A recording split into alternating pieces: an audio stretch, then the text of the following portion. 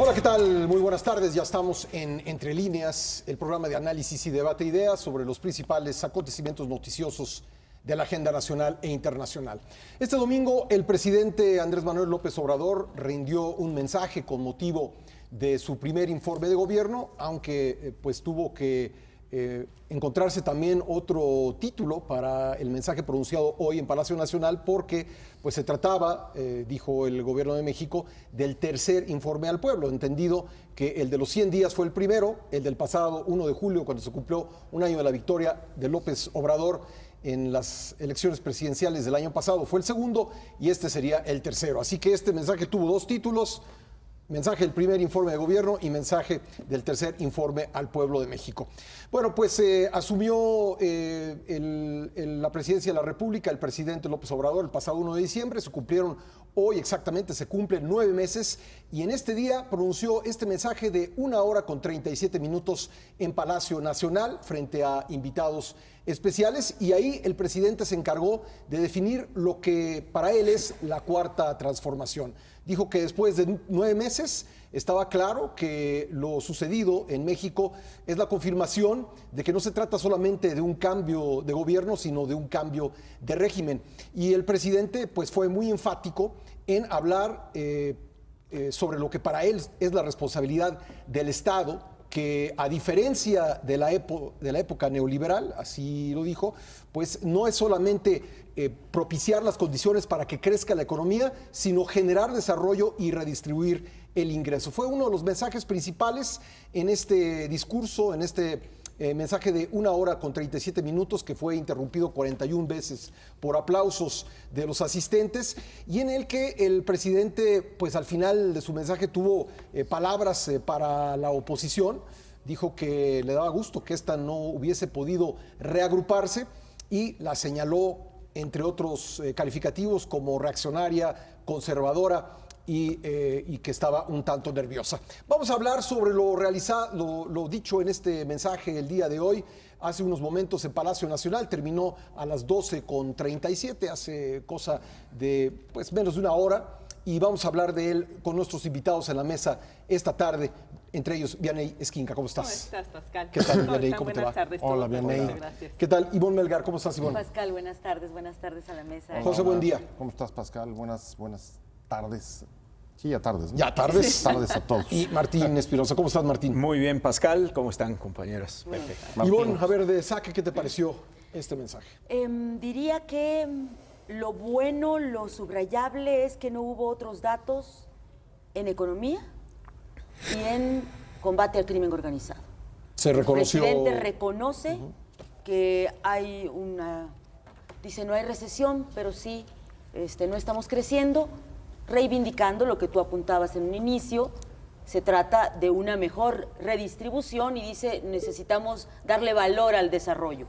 Y ahí ligado con economía popular, que me parece, como tú bien lo señalabas, Pascal, un elemento, un eje conductor Y del... le da un llegue al neoliberalismo, dice. Varios. Sí. Bueno, en la parte económica, ¿no? Así es. Digamos que me parece eso, dice, no hay buenos resultados. Dice, tenemos malos resultados, no hay buenos resultados. Esa es la frase cuando habla de crimen organizado. Exacto. Y de violencia. Lo dice con todas sus letras. Me parece que eso es muy agradecible. Un segundo plano, ya en el sentido del análisis del discurso, yo vería que efectivamente habla mucho de neoliberalismo en una primera parte del mensaje, descalificándolo, señalando que es ese modelo pues, que nos dejó como estamos, pero contrasta, y me llama mucho la atención, que los señalamientos que el presidente hace de gratitud y reconocimiento en el mensaje son a 4 empresarios, los que le habrían ayudado a restablecer los convenios de ductos de la Comisión Federal de Electricidad, y a Carlos Bremer, que compró la casa que le permitió darle premios a los medallistas, y bueno, también el reconocimiento a Manuel Bartlett, ¿no? Entonces, ese contraste de sí, neoliberalismo descalificado, pero estableciendo la importancia de su relación con el empresariado. Y yo subrayaría, Pascal, que me llama muchísimo la atención. Yo esperaba que frente al diagnóstico y la aceptación de no avances en el plano del combate a la violencia criminal, nos hablara de qué viene. ¿no? Dijo, tengan la seguridad de que lo vamos a enfrentar. Esto que está pasando es por las malas estrategias, pero no nos cuenta que viene. Y en cambio dedica su mensaje político a los adversarios, dice que están, me parece muy significativo, moralmente derrotados. Y esto que tú ya adelantabas, dice, no es burla ni presunción, pero estoy claro, dice, estoy viendo, he observado que no se han sabido, no han podido reagrupar ni en grupo ni en facción, y está contento, está satisfecho de un presidencialismo que va en caballo de Hacienda. Martín Espinosa. Yo veo varios contrasentidos, sobre todo quienes hemos vivido en las épocas del nacionalismo revolucionario, antes de que se diera este cambio al neoliberalismo con Miguel de la Madrid, a partir del sexenio de Miguel de la Madrid, y la llegada ya en forma del neoliberalismo con Carlos Salinas de Gortari. Cuando uno escucha hablar de combate a la corrupción, pareciera que el presidente combate o su trabajo es combatir la corrupción de los últimos 30 años. Pero se le olvida al presidente, o no lo quiere mencionar, que el fin del nacionalismo revolucionario se debió a un sistema corrupto, a un priismo que ya se había dividido con la salida de Cuauhtémoc Cárdenas y la fundación del Frente Democrático Nacional en los 80s. Y a una economía fracasada. Y a una pobreza que vivía el país como resultado de esa corrupción, de un paternalismo de Estado que rayó prácticamente en regalarle recursos al pueblo a través de CONASUPO, a través de programas sociales, a través de muchas otras dádivas que el Estado mexicano del viejo nacionalismo revolucionario estaban acostumbrados a darle al pueblo, y eso fue lo que prácticamente dividió al país e incluso hartó al pueblo de México en los años 80, cuando finalmente se empieza a gestar un movimiento opositor que termina con una izquierda agrupada, con líderes de izquierda y con otros no tanto que se habían salido del PRI y que se vuelven un contrapeso al PRI, pero que curiosamente capitaliza la derecha y gana la elección por primera vez el PAN en el año 2000 con Vicente Fox. Es decir, ¿de qué corrupción habla el presidente si el Partido Revolucionario Institucional fue el que prácticamente terminó con el nacionalismo revolucionario en los 80s y dio paso a lo que luego el presidente critica como la peor etapa de México, que es el neoliberalismo? Es decir, si hoy tratan de luchar contra la corrupción del neoliberalismo, ¿quién nos garantiza que esta nueva etapa post-neoliberal, como la ha llamado él, se mantenga incólume o se mantenga diáfana frente a los ciudadanos y no vuelva a caer en la costumbre de la vida política nacional, donde los políticos se sirven con la cuchara grande? Y lo estamos viendo con colaboradores. Hablabas de Bartlett. Bueno, Bartlett ha estado en las últimas semanas pues en el candelero político, pues por todos los pleitos y dimes y diretes entre algunos periodistas y el propio exsecretario de Gobernación, que es uno de los símbolos hoy vivientes de ese viejo nacionalismo revolucionario. Para mí ese es un primer contrasentido al que, por ejemplo, las nuevas generaciones quizá les suena raro esto del nacionalismo revolucionario, pero quienes lo vivimos una etapa de un PRI único, de un PRI que dominaba, de una presidencia imperial y sobre todo de una corrupción rampante tan grave y similar a la que se siguieron los 30 años posteriores del neoliberalismo. A ver, Vianney, se habló pues desde antes de que comenzara este mensaje a las 11 de la mañana en punto de las semejanzas respecto de lo que ha venido sucediendo en torno de los informes presidenciales en los últimos, de 2007 para acá, los últimos 12 años, en que el presidente no ha estado en la tribuna de San Lázaro, en que se ha hecho una reunión en Palacio Nacional con invitados especiales muy cómoda y que también una de las semejanzas es pues el hecho de que grandes camionetas nada austeras se hayan estacionado en una calle peatonal a un costado de Palacio Nacional. Sin embargo, hubo diferencias y yo creo que vale la pena subrayarlas, quizás simbólicas, pero me parece que son importantes. Un presidente de la República que aparece sin la banda, presidencial y un mensaje quizá, pues no sé, creo que tú que eres especialista en análisis del discurso tendrás una opinión que vale la pena que nos la hagas saber. Un discurso un poco menos estructurado de lo que veníamos escuchando en anteriores ocasiones. Los símbolos y la parte de la construcción del discurso son muy importantes. Número uno, si pudiéramos hacer un resumen del discurso, ¿fue la conferencia mañanera 199 o un resumen de todas las conferencias mañaneras? Una antología. Una antología, como se comentaba, como lo comentabas. Entonces, no dijo nada nuevo. En primer lugar, nada escandaloso, todo el mundo esperaba, pero el viernes ya lo había adelantado. No esperen sorpresas, no esperen nada. Todo el mundo decía, es que va a anunciar la expropiación de los terrenos de Santa Lucía. No. Era un resumen realmente. Lo de la banda presidencial, lo del tercer informe de gobierno que también ya adelantabas, un discurso que no estaba estructurado, realmente lo oías pasar de los empresarios al principio, en medio al final, habló de la seguridad, habló de las medicinas, es decir, no tenía una estructura discursiva que pudieras decir, ahora vamos a hablar del desarrollo social, ahora déjenme de la seguridad. Como solía ocurrir, ¿no? Pero como además las personas acostumbran a escuchar los mensajes porque si no se confunden, si no es gratuito. Entonces sí, nuevamente metió el estilo personal, nuevamente culpó a los gobiernos pasados, nuevamente tuvo el discurso aterrizado para que lo entendiera la gente, el pueblo. Sigue manteniendo la parte de por qué voy a hablar especializadamente si al que quiero llegar hacia la gente que me está escuchando. El tema que no fue cadena nacional, que bueno, de todos modos lo transmitieron muchos medios y sus propias cadenas nacional. Yo en los momentos que me metía, por ejemplo, en su canal, estaba 55,000 views, que es altísimo para un domingo a estas horas con un partido de fútbol. Y entonces te das cuenta que fue una cadena nacional.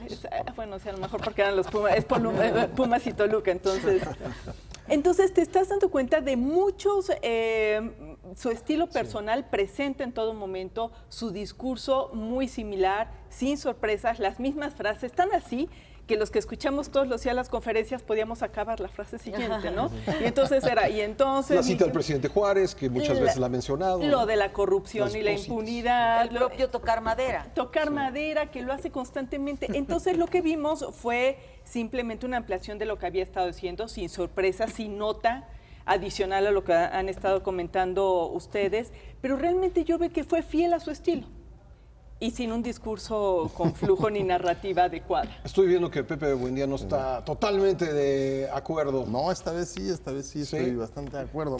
Vaya, con lo que dice Vianney, sí, sin duda. Pero me dio la impresión de que tú sí viste novedades en este mensaje. Mira, yo lo que yo vi fue, me gustaría comenzar por ahí, vi un presidente muy seguro en el ejercicio del poder, que se planta en sus primeros 9 meses y dice, vamos muy bien, dice y recuerda incluso a Maquiavelo y dice, no puedo ocultarles que hasta la fortuna me ha favorecido, que los buenos tiempos han corrido, a pesar de lo que decía Ivonne, de no ofrecer buenos resultados en dos áreas neurálgicas de las preocupaciones, de las principales preocupaciones de este país, como la economía, que en efecto dijo, está creciendo muy poquito, aunque no hay recesión, y el reconocimiento de que no ha habido avances en un tema tan difícil, tan lastimoso. Venimos de una tragedia terrible en Coatzacoalcos, como es el tema de la inseguridad. Veo un presidente muy seguro, incluso en hasta en, digamos, en lo físico. En el físico y hasta en la forma de confrontar a su oposición. Citaban hace un momento el mensaje político que en buena medida fue esta comparecencia y los calificativos que envía a la oposición, festejar que la reacción no se haya podido ¿Pero qué significa que lo haya puesto al final? Porque normalmente la parte final de un mensaje se dedica a algo pues que el presidente quiere subrayar o al cual el presidente o el político que rinde el mensaje quiere digamos dejar en la memoria de la gente. ¿Por qué poner al final un reconocimiento o una mención de la oposición? A ver, es que yo creo que yo lo ligaría con el principio, porque justamente abre de la otra manera, abre diciendo que es el presidente que gobierna para todos los mexicanos, digamos, tratando de repeler esa descripción o ese calificativo de ser un presidente más bien confrontativo. Y el cierre, y ahí sí creo que Vianney me corregirá, el cierre, en todo caso, es la parte fuerte de un discurso, Siempre. con lo que tienes Es el mensaje final. que cerrar y dejar el mensaje Pero no es final. contradictorio decir la oposición está sacada de quicio, está fuera de quicio, está desorganizada, está moralmente derrotada y darle un lugar tan preponderante en el mensaje. No, me parece que no, lo veo como parte, digamos, de este presidente seguro que está diciendo, yo voy muy bien, la cuarta transformación va, los resultados del gobierno hasta ahora se pueden ver, a pesar de que no los haya en esas áreas, y incluso hasta dice, pues yo no soy, no, se han logrado, dice, o así dijo, sin mayor confrontación, para dar paso enseguida a una confrontación fuerte con sus adversarios políticos, con la reacción y con los calificativos que usó. El tema es, al mismo tiempo, y eso creo que es lo que hay que destacar desde mi punto de vista, al mismo tiempo que tilda a la reacción de derrotada moral, hay un reconocimiento, y quizá más allá de un reconocimiento, un rehacer viejas alianzas con los empresarios, que me parece que es lo que está detrás de la llamada, el agradecimiento que da a 4 de ellos por el tema de los gasoductos. Al tiempo que confronta con la oposición, vemos, como no habíamos visto, a pesar de que ha sido una relación que en muchos momentos ha parecido fracturada, la del gobierno con la cúpula empresarial, vemos no solamente reconocimientos, sino una frase que me parece que también es importante en este discurso. Reconoce como indispensable, así lo dijo, la participación de los empresarios privados para poder reanudar o recuperar el crecimiento del país. Claro. Y no es aislado. ¿De dónde viene? Venimos de un acto en la semana en la que nuevamente el acercamiento a Carlos Slim y la solución del litigio de los gasoductos se presenta como uno de los mayores logros, quizá de estos 9 meses. Ahora, a lo mejor no está hablando necesariamente los empresarios que lo estamos viendo. Si vemos sus conferencias mañaneras, y otra vez es que fue eso, un resumen de ellas, a quien le estaba dedicando en esas conferencias estos mismos adjetivos fue a quien le está impidiendo a quienes se han parado en Santa Lucía, a quienes han amenazado con ampararse por el Tren Maya. Entonces, tal vez sus comentarios de reaccionarios, de que son moralmente, que son los mismos, se los está dedicando a todos aquellos que han hecho que se parara lo que él llama el desarrollo local. Y es tan fuerte porque no dedicó en el resto de su discurso nada, que yo creo que es para cerrarles y darles el último mensaje de lo como ha cerrado las conferencias matutinas, diciendo, son los que no quieren el desarrollo del país. Yo creo que iba el mensaje más dirigido allá que a los empresarios con que ya tienen una muy buena amistad, ¿no? Y que hace... A ver, digamos que es solamente parte del empresariado. El empresariado mexicano es amplio, es complejo, es diverso, y hay una parte del empresariado con el que parece haber rehecho alianzas y el acercamiento con Slim. Y hay otra parte del empresariado que lo señala constantemente, por ejemplo, por las demandas de Santa Lucía. Por supuesto, es hacia ellos, y ahí coincido también contigo, el mensaje final, el mensaje político. Bueno, para subrayar lo que estás diciendo, minutos después de concluir el informe, Gustavo de Hoyos, el presidente de Coparmex, tuiteó: el, entre comillas, tercer informe del pueblo del presidente López Obrador fue esencialmente un acto de divulgación ideológica, prédica de la infalibilidad presidencial, embate contra los vestigios del pasado,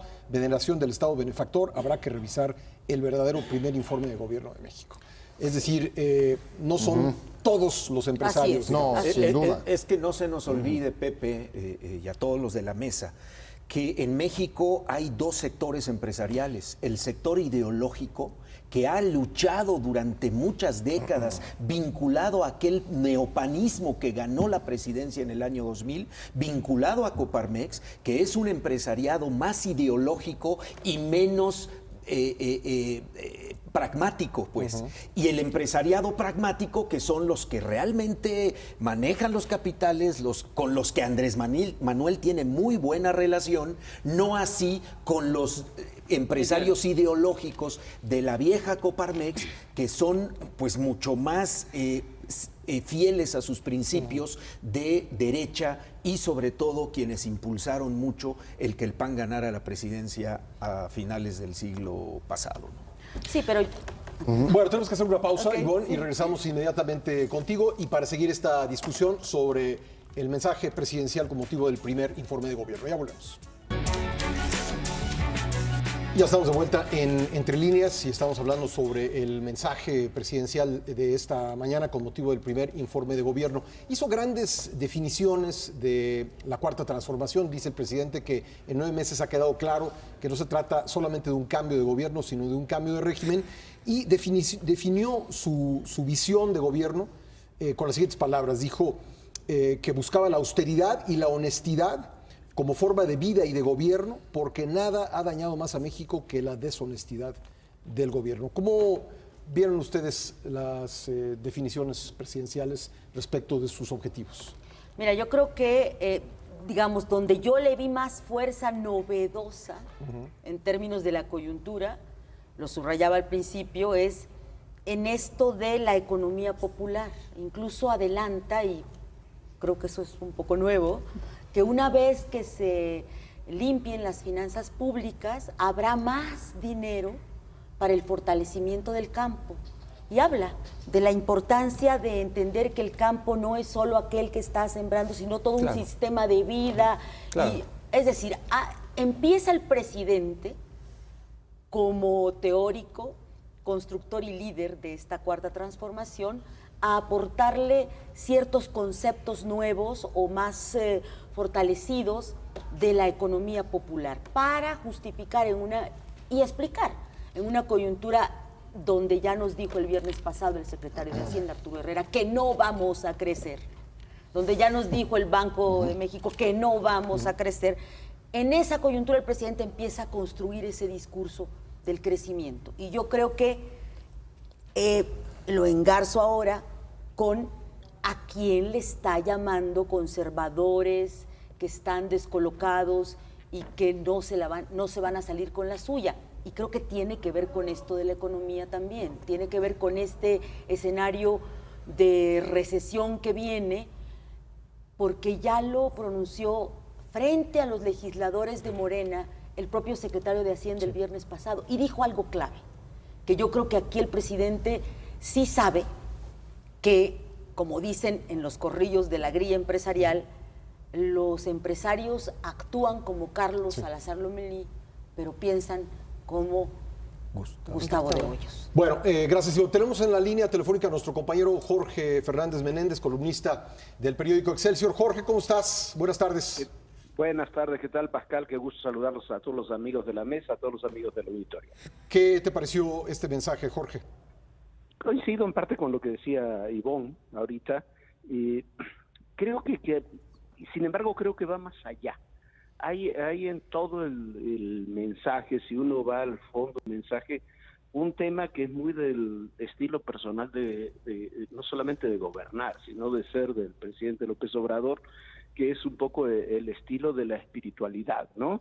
El bienestar, la honestidad, el alma, que habló del alma en varias oportunidades, el tono de improvisación, y me parece que esos puntos en ocasiones no terminan de reflejarse en las políticas públicas. Me parece que hay una distancia entre ese sentimiento y esos objetivos y las políticas públicas que lo tendrían que encarnar, sobre todo cuando se habla de políticas públicas ya muy concretas. Por supuesto, todo el tema de los apoyos sociales quizás es lo más impresionante del informe. Son millones y millones, como él dijo, 5 de cada 10 familias mexicanas están recibiendo apoyo, 9 de cada 10 en las familias indígenas, pero luego no se termina de explicar cómo se va a terminar de pagar, no en el corto, sino en el largo plazo, esos apoyos para darle continuidad en el tiempo. Los ahorros que se señalaron también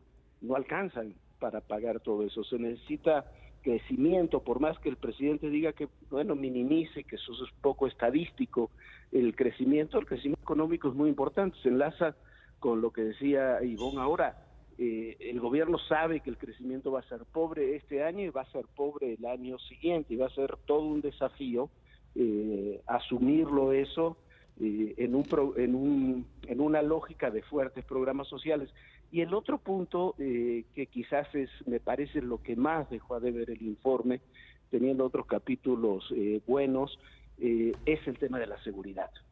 Se habló mucho de la seguridad, no se termina de plantear una estrategia real de seguridad. Lo que se planteó no es una estrategia, son una suma de buenas intenciones, y más allá de la creación de la Guardia Nacional, no terminamos de ver cómo se va a complementar. Cuando hablan con los gobernadores sobre el tema de seguridad y de la cooperación, sí, quizás hay una cooperación muy buena, pero no se puede obviar que el punto débil de la estrategia de seguridad son las policías estatales y municipales. Por ejemplo, para hablar de un informe que fue muy largo con muchos capítulos, ¿no? Jorge, a mí me llama la atención algo, repitió hoy algo que ha venido diciendo en los últimos días, habló de suerte, que su gobierno ha tenido suerte, y si uno ve las cosas en contexto, una economía no solo mexicana, sino internacional, que está frenada, si uno ve los conflictos comerciales que van en ascenso, y si uno ve los asuntos de seguridad que pues han estado ocurriendo en el país en las últimas fechas, ahí está la masacre que ocurrió en Coatzacoalcos, ¿a qué suerte se refiere el presidente exactamente? Yo creo que, bueno, es la primera vez que yo recuerde que un presidente cita a Maquiavelo, ¿no?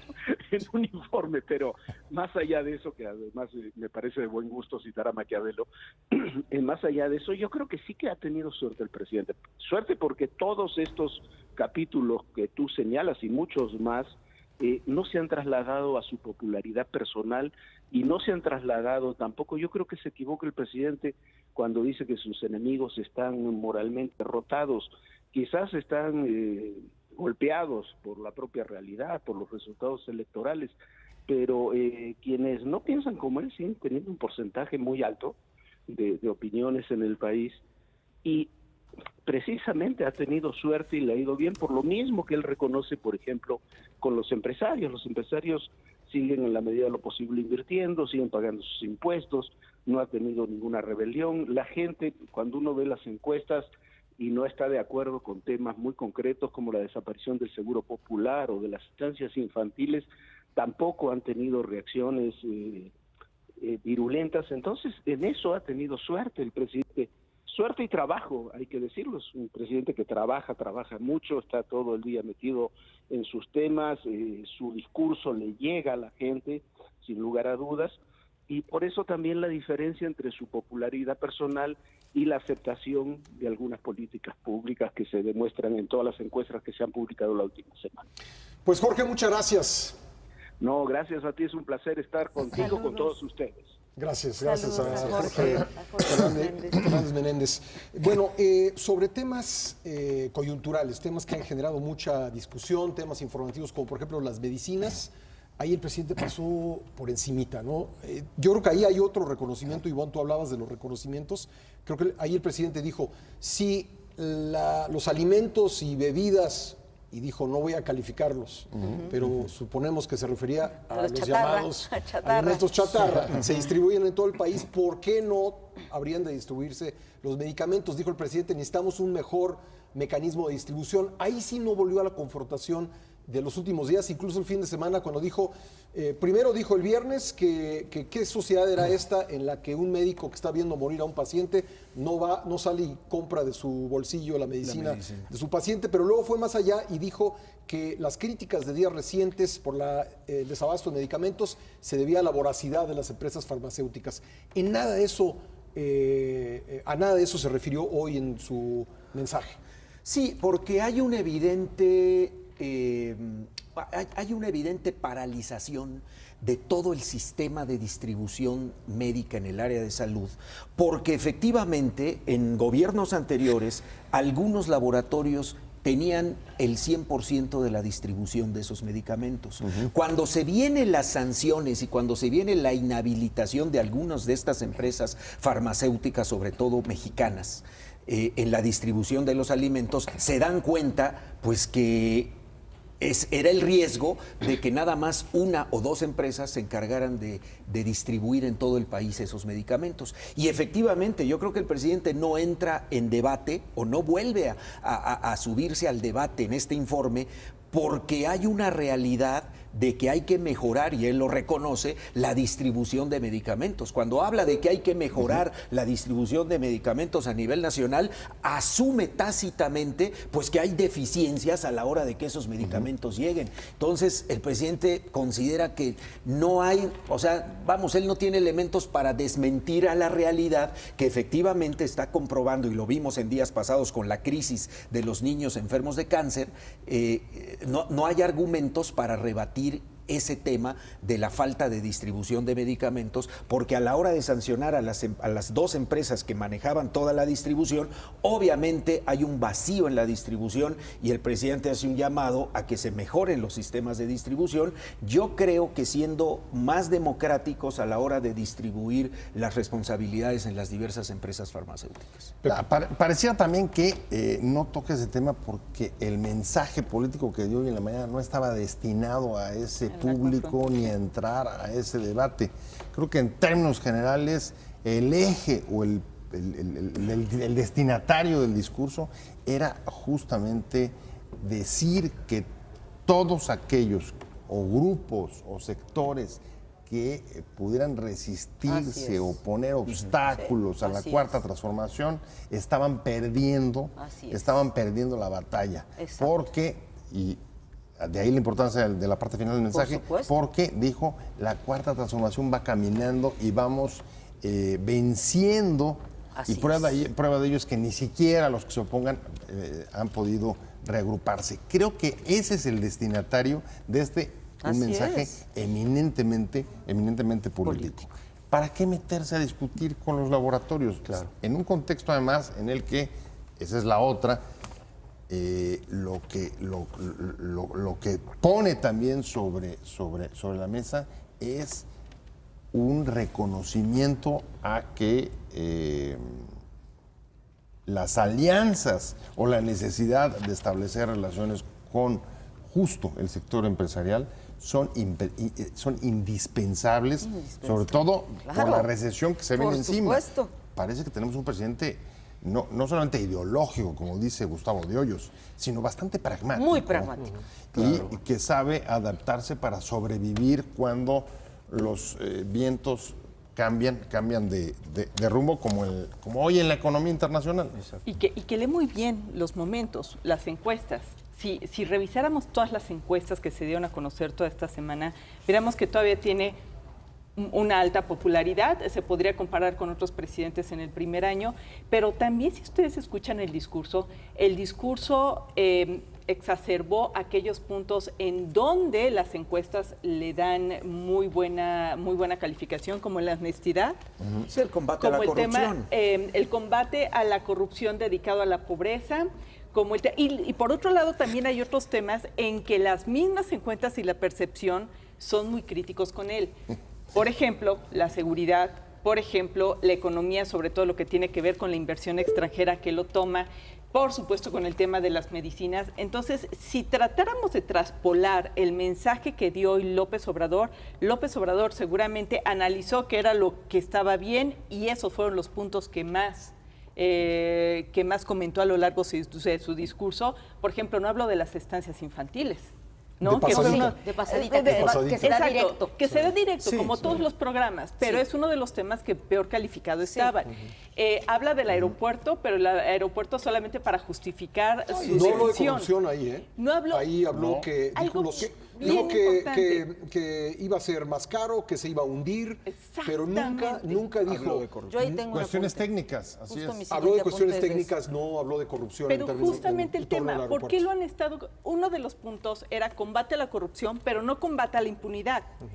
Y lo que muchos ha criticado este gobierno es que efectivamente ha bajado el tema de que pidan, sin embargo, jamás ha metido en la cárcel a nadie Así de es. estos supuestos corruptos. Es decir, hay impunidad. Si tú ves otra vez el discurso, vas a ver que se dedica acá, pero la impunidad, aunque también la mencionó de pasadita, no tuvo nada que entregar respecto a la impunidad. Por consiguiente, ya no podía seguir siendo su discurso. Entonces, yo creo que además de todo esto que están comentando, leyó lo que la gente estaba diciendo y entonces hizo su discurso con base en esa respuesta. Ahora vamos a escuchar un poco del discurso, justamente en la parte de Estado de Derecho. Ok. Ya existe un auténtico Estado de Derecho y queremos convertir en práctica generalizada el ideal de nuestros liberales del siglo XIX que sostenían al margen de la ley nada y por encima de la ley nadie.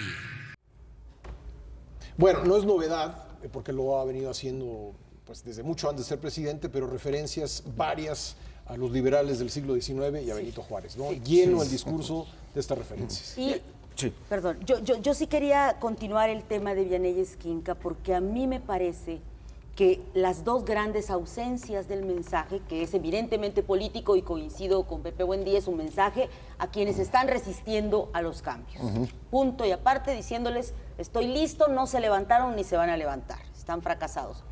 Pero las dos grandes ausencias son profundizar en la estrategia frente a la violencia criminal y lo de la corrupción que bien apuntaba Vianey Esquinca. A mí me parece que ahí sí, algo pasa o algo está pasando con el discurso del presidente y su decisión de quién va al bote, quién va a la cárcel. Recuerda en una parte del mensaje que el huachicol tenía metidos a comunidades y a funcionarios. Sí. ¿Dónde están los funcionarios detenidos que, según el fiscal general de la República, en diciembre pasado dijo se iban a investigar? No tenemos nada. No retomó ninguna alusión a los expedientes de corrupción de los pasados sexenios, ni estafa maestra, ni Pemex. Otros presidentes. Absolutamente ninguna referencia. Me llama mucho la atención, porque yo creo que sigue hablando de que este gobierno es ya moralmente incorruptible y materialmente incorruptible, pero ese punto lo deja a un lado cuando era, digamos, como una promesa de su oferta. Y yo diría que de los interlocutores, agrego nada más dos. La única referencia al Congreso es que necesita que se apruebe la revocación de mandatos. Y la consulta. Bueno, tenemos ahora en la línea telefónica a Ricardo Pasco, columnista del periódico Excelsior. Ricardo, ¿cómo lo viste? Buenos días, buenas tardes. Buenas tardes, Pascal, y saludos a toda la mesa. Hola, Ricardo. Buenas tardes, Ricardo.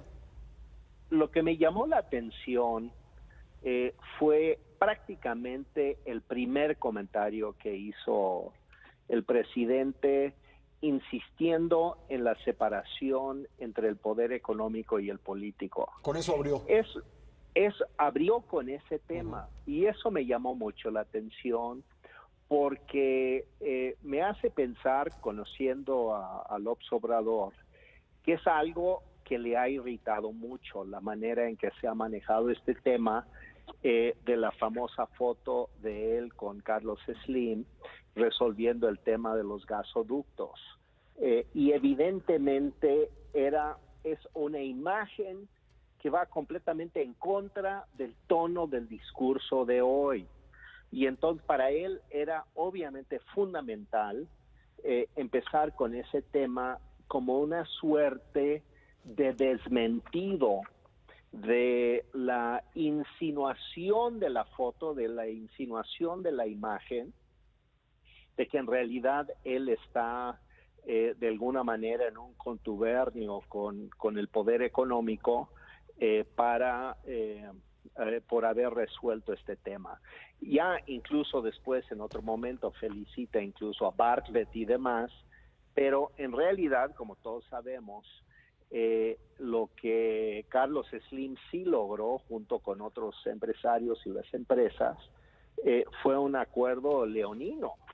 Entonces, de alguna manera, esto entra en contradicción con lo que es todo el tenor de un discurso donde él dice, si tengo que resumir En pocas palabras, lo que es mi gobierno es un gobierno contra la corrupción. Quiere decir, así lo entendemos en México necesariamente, que la corrupción es la complicidad entre el poder económico y el político. Entonces, este para mí es el hilo conductor subyacente en todo el informe. Y yo me atrevería a decir que no logró, desde mi punto de vista, convencer contundentemente de que no es así. Ahora, otro comentario adicional a esto, brevemente, es esta discusión de que por qué puso el tercer informe. Y aunque no sé si ustedes ya lo han comentado, pero a mí me llama la atención que diga eso cuando evidentemente es, desde el punto de vista constitucional y por lo tanto legal, su primer informe de gobierno. Porque los otros dos supuestos informes de los 100 días y del 1 de julio, pues no fueron informes porque no mandó informes por escrito al Congreso. Y en este caso sí está por enviar el documento con sus anexos técnicos y económicos o estadísticos al Congreso en la tarde. Ahora, ¿no te parece, Ricardo, que denota que su comunicación es primordialmente no con la audiencia que estaba ahí en Palacio Nacional, sino directamente con la gente? Bueno, él se está comunicando con su gente. Así lo ha hecho, de hecho, Pascal, con todos los spots que hizo previo al informe y posiblemente los que vendrán después. Son spots hablando a su gente y él con mucha confianza. Por ejemplo, yo no recuerdo un discurso de un presidente donde insinúa la debilidad y el fracaso de la oposición. Y habló de una manera muy clara de esto, como insistiendo en que no hay ninguna oposición a su proyecto, y entonces está hablando con la mayoría de la gente que está feliz. Yo terminaría diciendo que creo que los que están felices son los del siniestro poder económico que encontraron la manera de pactar con el poder político. Pues Ricardo Pasco, muchas gracias. Con mucho gusto. Gracias, Pascal. Ricardo Pasco, columnista del periódico Excelsior. Nos vamos a una pausa, regresamos enseguida con más sobre este debate del mensaje del primer informe de gobierno, llamado también tercer informe del presidente al pueblo. Ya volvemos.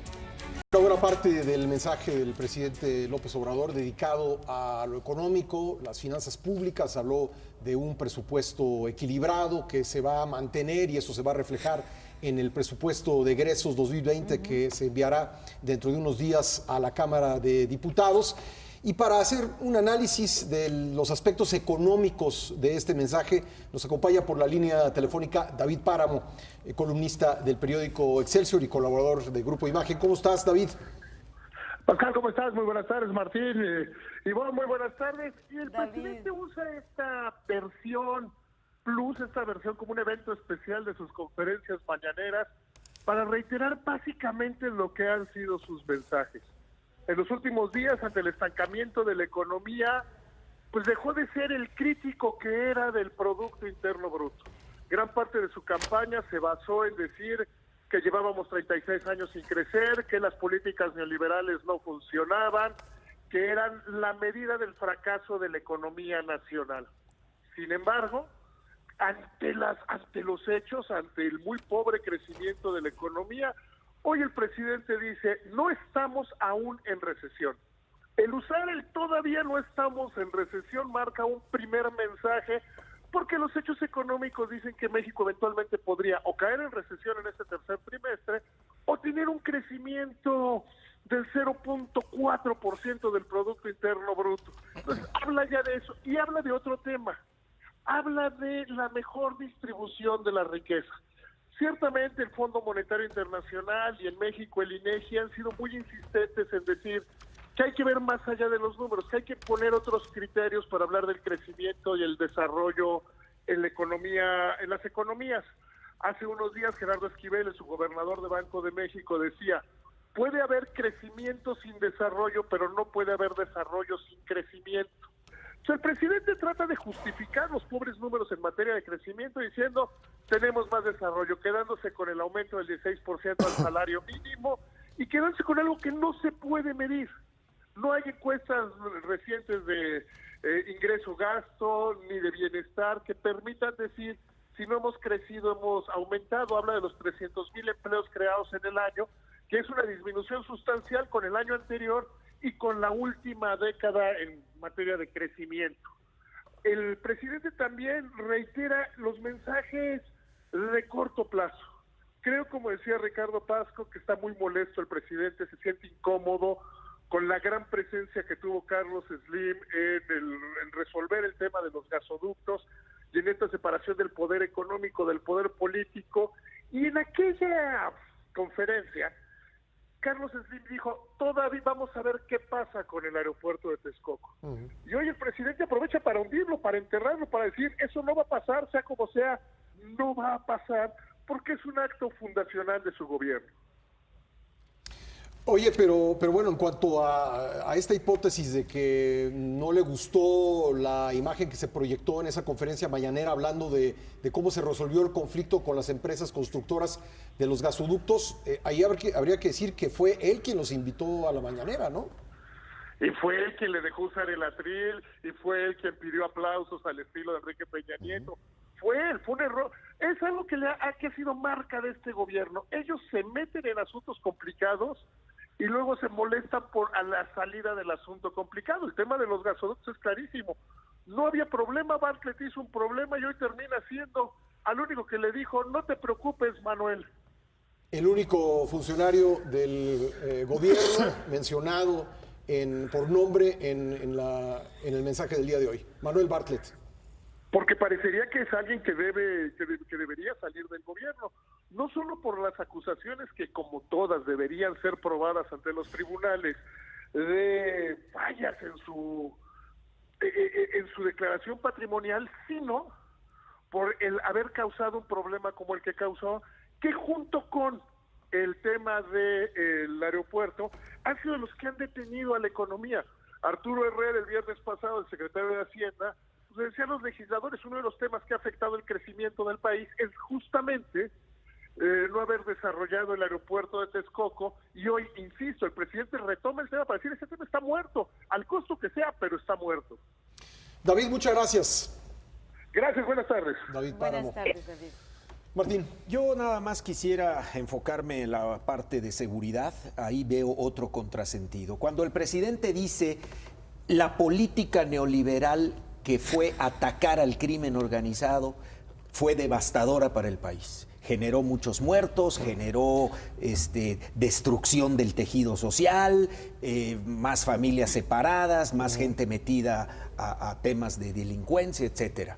Y dice: y ahora cambiamos. Sí, cambiamos. si me permites, dijo, se acabó la guerra de exterminio contra la llamada delincuencia organizada. Y ahora dice, la estamos combatiendo o la estamos abordando, más que combatiendo, la estamos abordando resolviendo los rezagos sociales con justicia social. Es la única forma que vamos a lograr que se cierre ese tejido social que se rompió en el neoliberalismo.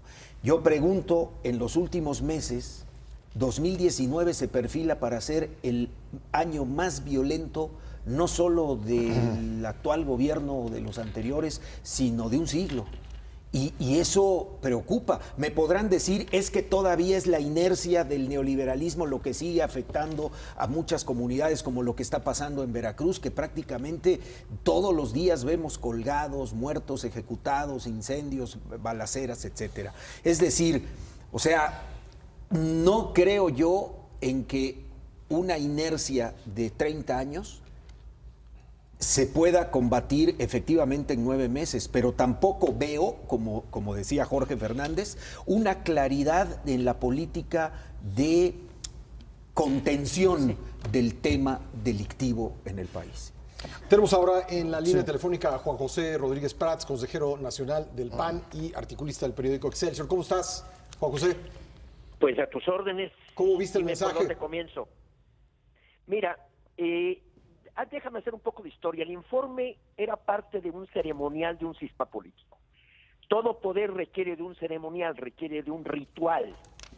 Y eso es lo que acredita, da legitimidad. Entonces, era el día del presidente. Creo que así caminó de Lázaro Cárdenas, diría yo, Tadía Ordaz, que comienza un deterioro de la institución presidencial a raíz del movimiento estudiantil. Y desde entonces hacia acá hemos venido un deterioro de las instituciones. Desafortunadamente, la transición democrática, que tantas expectativas generó, destruyó instituciones. Y me parece que el día de hoy, cuando el informe cumplía un propósito de aclarar, de transmitir certidumbre, de dar confianza, de elevar el ánimo de la ciudadanía, me parece que el efecto es todo lo contrario. O sea, nos quedamos perplejos, nos quedamos confundidos, pero lo peor, y que creo que hoy me atrevo a hacer un pronóstico, ojalá y me equivoque, que va a comenzar una lucha de choque de instituciones. La democracia tiene que funcionar con la división de poderes. Esto desde Aristóteles hablaba de las formas perfectas y las formas imperfectas. De hecho, los poderes corresponden un poco a esa forma de la que hablaba Aristóteles y Plotino. Es una viejísima teoría política. Pero si no hay una buena relación poder legislativo, poder ejecutivo, poder judicial, sea régimen presidencial o sea régimen parlamentario, y hay un deterioro de las instituciones, entonces estamos en medio de dónde. Me parece que lo que vimos de la ratificación o de la reelección posible de Porfirio Muñoz Ledo, lo que sucedió en el Senado, la partido de oposición prácticamente borrada, el mismo presidente amenazando a su partido que si no se corrigen él va a renunciar y le quiere quitar hasta el nombre, me parece que hay un deterioro brutal de las instituciones. Y si estamos hablando de los organismos autónomos, porque ya no es la vieja teoría de la división de poderes, de solo 3 poderes, sino que estamos hablando también del deterioro de la Comisión Reguladora de Energía, del deterioro al que ha sometido el presidente a la Comisión Nacional de Derechos Humanos, del deterioro hacia otras instituciones, hacia el Poder Judicial inclusive, poniendo en duda amparo y atropellando. Entonces, sí, sinceramente, yo creo que hoy puede arrancar un periodo que, repito, ojalá y me equivoque, de choque de instituciones, porque la Suprema Corte tiene que tomar en las próximas semanas la decisión de Baja California y la decisión de Santa Lucía y de el aeropuerto de Texcoco. Entonces, ahí viene un reto para ver si efectivamente las instituciones en México funcionan. Estamos viendo España, estamos viendo Inglaterra, estamos viendo que Estados Unidos son regímenes presidenciales o parlamentarios, pero que las instituciones de alguna forma están operando. España ya está discutiéndose en el Parlamento. Juan José, Yo no ¿cómo veo debate viste en el Parlamento. los calificativos al final del mensaje para la oposición? Reaccionaria, conservadora, nerviosa, atónita, desagrupada, desquiciada y moralmente derrotada. Mira, yo sinceramente no recuerdo en toda la historia, tengo 50 años de vida política, un tratamiento tan feroz en contra del adversario. Yo creo, Chile para mí, una ocasión dijo Insulza que el milagro chileno se explicaba por la madurez de su clase política. Y partieron de 4 principios. Primero, no tienes enfrente a un enemigo al que tengas que exterminar. Segundo, no todo debe ser partidizado. ¿Por qué estamos en obsesión de todo partidizado, todo encajonado? Eso es izquierda, eso es derecha, eso es nacionalismo, eso es conservador. Eso me parece que es algo que del siglo XIX. Tercero, deslindar economía y política. Eso es importantísimo, deslindar economía y política. Y cuarto, tiene que prevalecer el interés nacional. Estos 4 principios permitieron el retorno de Chile a la democracia después de Pinochet. Entonces, aquí me parece que estamos sin principios, sin asideros ideológicos. El PRI navegó por un tiempo, pero ese sistema tenía el nacionalismo revolucionario, tenía el discurso de la Revolución Mexicana. Hoy, ¿en quién creer? Inclusive el PAN, que tiene una preciosa doctrina, pero olvidada por su actual dirigencia. La actual dirigencia le da urticaria a la doctrina del PAN. Entonces, yo veo un escenario verdaderamente alarmante. En las casas no hay debate. Y veo... José, sí. Te agradezco mucho que haya estado con nosotros. Al contrario, muchísimas gracias y yo les agradezco que me hayan permitido pues externar mis puntos de vista. Y lamento esta división que estamos viviendo entre autoflagelantes y autocomplacientes. Un abrazo. Gracias, Juan José Rodríguez Prats. Vamos a una pausa, regresamos enseguida.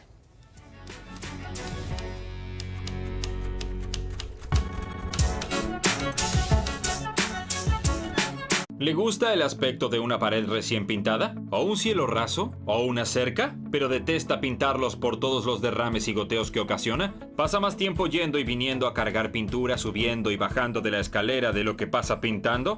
Entonces lo que necesita es el Renovator Paint Runner Pro.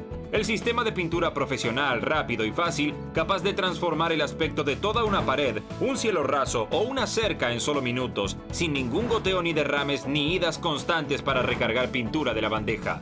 Simplemente cargue el depósito con su pintura elegida, coloque la tapa y pinte a la perfección. Es como tener un bote de pintura en un solo compacto e innovador rodillo que no gotea, y usted controla el espesor de cobertura a través de la presión con que pinta, con el Renovator Paint Runner Pro.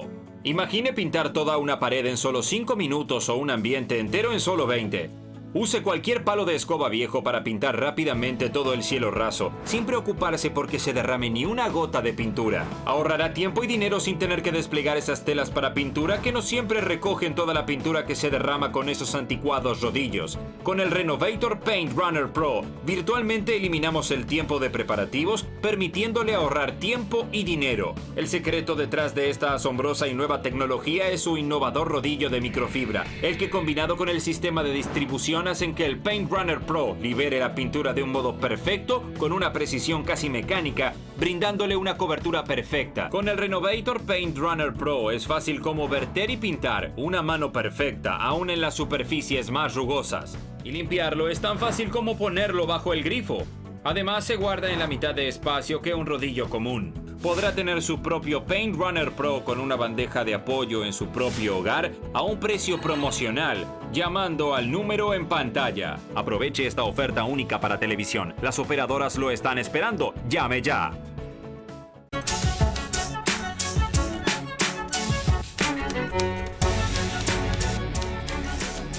Ya estamos de vuelta en Entre Líneas, hablando del mensaje presidencial de esta mañana en Palacio Nacional. Pepe, buen día. Quizá como un poco como hacia la parte final y comentarios ya de conclusiones, te diría, creo que lo que vimos, si dijéramos un informe en el fondo y en la forma yo lo que vi fue un presidente que se siente muy seguro en el ejercicio del poder, hasta para enfrentar a sus adversarios con un mensaje político en el que dice, les voy ganando, vamos venciendo las resistencias.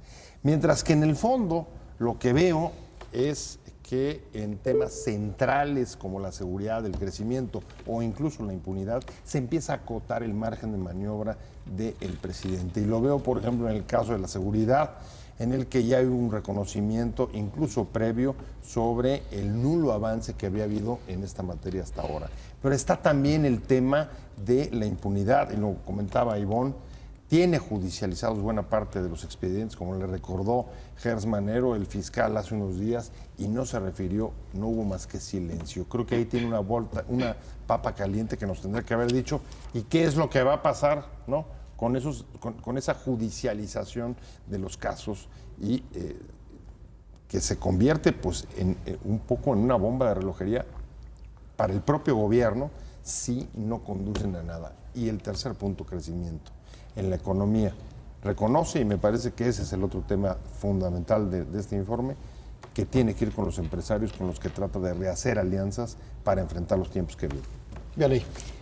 Pues mira, yo creo que como todos los informes de gobierno de absolutamente todos los presidentes y gobernantes de todos los partidos políticos de este país, toda la gente espera algo más y siempre nos dan lo mismo. Autocomplacencia, como ya se mencionaba, no hay autocrítica, no ha existido, pero no solamente en este, no ha existido en ningún otro informe de gobierno. Entonces siempre tenemos la expectativa que va a haber más. Algunos cambian el formato, como Enrique Peña con los jóvenes, ustedes recordarán. Sí. Algunos les utiliza para anunciar otras cosas, ¿no? Que si el pacto, que si reformas. Esta vez realmente no ocurrió, ¿no? Aquí en esta ocasión no ocurrió, pero no ocurrió porque si nos esperábamos algo distinto de lo que ya había dicho a los 100 días y lo que había dicho hace 2 meses apenas, el 1 de julio, pues no había nada más. Todo lo dice. Si alguien ha sido transparente con el mensaje, es el propio López Obrador, porque todos los días avienta de 1 hora y media a 2 horas las conferencias mañaneras. Francamente, yo no esperaba nada de este discurso, porque ya me había echado los anteriores.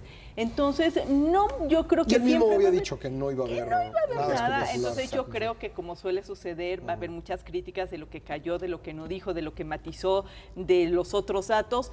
Pero es un informe de gobierno como el de todos los presidentes en este país, presidentes municipales y gobernadores, sin grandes expectativas, las maniobras para convertir lo malo en bueno, las maromas. No le vi nada, no me sorprendió ni me desilusionó. Igual. Mira, yo creo que ha empezado a evolucionar y se confirma con este mensaje que tenemos que analizar al presidente López Obrador en 2 sentidos. El gran líder político con una capacidad de comunicación impresionante que hoy hizo muy bien su trabajo de entusiasmar, de decir feliz, feliz, vamos bien, y el hombre que está conduciendo un proyecto de gobierno en el que efectivamente hay una seguridad política de que no tiene diques de contención en lo político y sin embargo sabe que tenía que conducir muy bien su relación con los empresarios, porque sin un plan contracíclico no va a haber camino económico en 2020, ya lo dijo Arturo Herrera. A mí me queda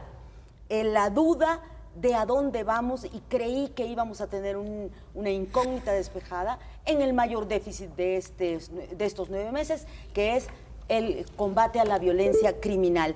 Dice el presidente con mucha seguridad política, como muy bien lo dice Pepe Buendía, los gobernadores y el gobierno están perfectos, estamos sincronizados, hay colaboración, cuando se trata de esto somos mexicanos, pero ojo, hace 3 días el propio gobernador de Tamaulipas lamentó que no le hubieran dado elementos de la Guardia Nacional para poder contener el problema de la violencia en esa entidad. Entonces, la retórica presidencial es tan poderosa que puede, en la cara de los gobernadores, negar esos reclamos. Yo me quedaría con una de las frases que, si bien es cierto, está reiterada, pero creo que hubo 30 aplausos, los conté.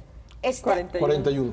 Bueno, se soltaron 30. Digamos que había dobles aplausos en temas, pero el que tuvo más sonoridad fue cuando dijo, efectivamente hay malos números en seguridad, pero vamos a pacificar este país, 0 impunidad y 0 contubernio con la delincuencia.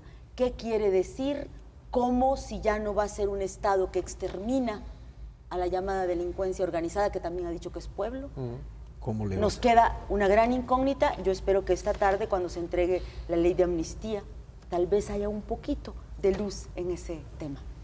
Martín. Yo creo que efectivamente estamos viendo un cambio de régimen, sí es un cambio de régimen. Efectivamente se están cambiando las formas de más de 30 años de gobiernos anteriores. La gran pregunta es, ¿a dónde vamos? Yo veo, o sea, más bien no veo con claridad hacia dónde vamos. Hubiéramos esperado hoy, como decía Ivonne, y coincido, que nos aclararan un poquito más cuál es el puerto al que vamos. No lo veo en el panorama. A lo mejor es muy poco, 9 meses, pero ya tendría que estar pintando la ruta hacia dónde vamos, y la verdad no vemos, o yo no veo a dónde vamos. Y eso es parte de esa incertidumbre social y política que hoy permea en las calles y que uno lo percibe a diario en las pequeñas comunidades, en las grandes ciudades o en cualquier parte de la República Mexicana. A ver, este fue el tercer informe al pueblo, así se llamó el mensaje. ¿Cuándo será el cuarto, el 1 de diciembre? Porque habían ofrecido reportes trimestrales, entonces sí, muy al cerrar el año. Sí. Al cerrar el año. Tendría que venir uno en diciembre al sí. cumplirse Antes de exactamente cerrar un año. Así es. En el nuevo exactamente. calendario político de la Cuarta T. Sí, exactamente. ¿No? Sí, sí. Sí, sí, Con hasta todo en el eso hay protocolo diferencias, ¿no? Pepe, buen día. ¿Algún comentario final? Bueno, la verdad es que un dato que me parece que no hay que olvidar es justo el tema de los nombres, del nombre del propio informe y cómo la utilización a veces de los símbolos que en este gobierno ha sido muy recurrente se convierten justo en mensajes para tratar de diferenciar sobre el pasado. El no uso de la sobre- banda presidencial. Exacto, sobre las instituciones anteriores, aunque eso no signifique, en relación con lo que decías, Martín, la construcción de una nueva institucionalidad. Pues muy bien, llegamos al final del programa. Muchísimas gracias a nuestros Gracias a usted. panelistas. Gracias a usted en casa por haber seguido esta transmisión. Soy Pascal Beltrán del Río. Hasta la próxima.